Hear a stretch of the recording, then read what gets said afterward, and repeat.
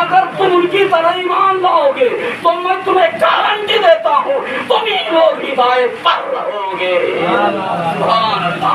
معلوم ہوا جلوس صحابہ نے نکالا ہے، میلاد رب نے منایا ہے، خوشیاں صحابہ نے منایا ہے۔ اللہ نے فرمایا اگر تم ان کی طرح ایمان لاؤ گے ہدایت پر رہو گے اور تم ہی مسلمان کہلاؤ گے۔ سبحان اللہ۔ اب اللہ نے قرآن پاک کے مقام پر سے فرمایا وَإِذَا لَقُوا الَّذِينَ آمَنُوا قَالُوا آمَنَّا، اگر تم ان لوگوں کی طرح ایمان لاؤ گے تو جو نعمتیں انہیں ملی وہ سب تمہیں عطا کر دی جائیں گی، جو برکتیں تمہیں ملی وہ سب تمہیں عطا کر دی جائیں گی۔ اب اللہ فرماتا ہے قُلْ بِفَضْلِ اللَّهِ، اے محبوب آپ اعلان کر دو۔ قل کا معنی ہوتا ہے محبوب آپ اعلان کرو۔ میں نے تو کہا یا ایھا النبی کہا، یا ایھا المزمل کہا، یا ایھا المدثر کہا، طٰہٰ کہا، یاسین کہا، سب کچھ کہا، مگر قل اے محبوب آپ فرمائیں کیا کہیے؟ بفضل اللہ، یہ اللہ کا فضل جب تمہیں مل جائے، وبرحمتہ، اور اس کی رحمت تمہیں مل جائے، اللہ کا فضل ملے، اس کی رحمت تمہیں ملے، اور ملنے کے بعد اب کیا کرو گے؟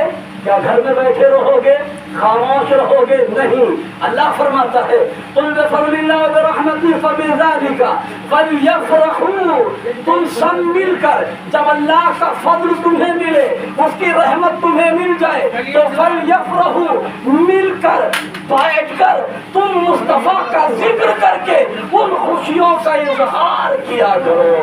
سبحان اللہ۔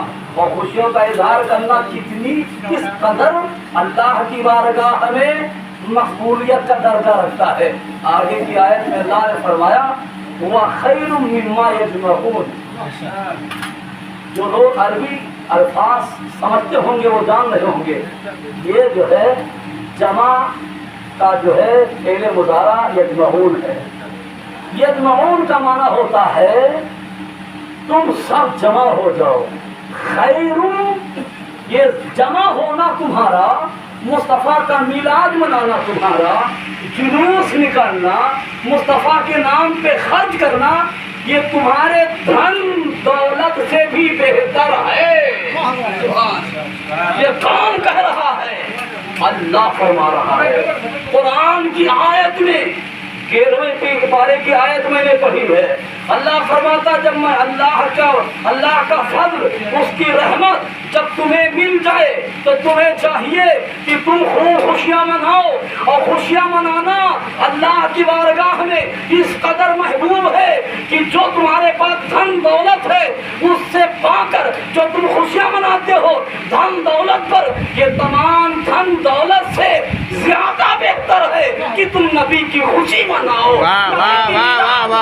نبی کا جشن مناؤ، نبی کی آمد پر جھوم کر نبی کا ذکر کیا کرو۔ نعرہ تکبیر، نعرہ رسالت، آمد رسول، جشن عید میلاد النبی، نعرہ تکبیر، سبحان اللہ و سبحان اللہ۔ اب یہ آپ نے سنا ولادت مصطفیٰ، ایک سنا آمد مصطفیٰ، اور آمد مصطفیٰ پر ایک اور جملہ سماعت فرما دیجیے۔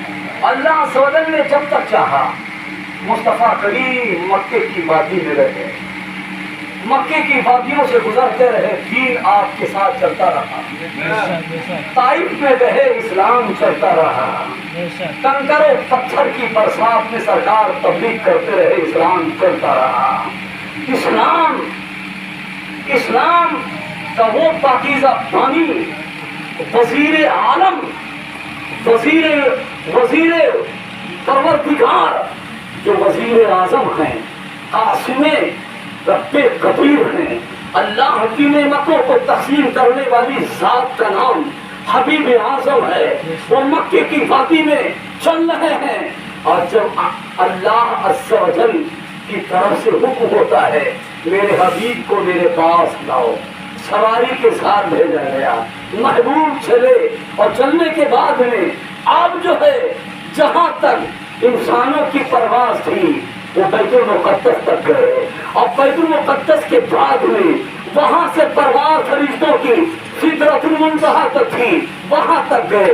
आगे रफरफ की सवारी की परवाज थी, रफरफ पर गए। अब उसके आगे लामका जा रहे हैं, वहां पर किसी की नहीं है।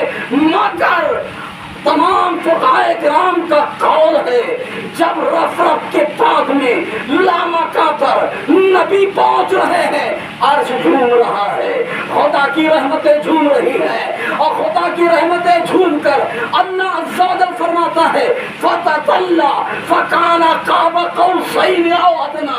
ऐ महबूब, मेरे इतने करीब आ जाओ। और इतने करीब कर लिया जैसे 2 उंगलियों का फासला था। 2 उंगलियों के करीब करके अल्लाह ने बता दिया कि महबूब जब जमीन से आए तो अल्लाह ने महबूब के आने पर खुशियां मनाया है, अर्श ने खुशियां मनाया है, फरिश्तों ने खुशियां मनाया है।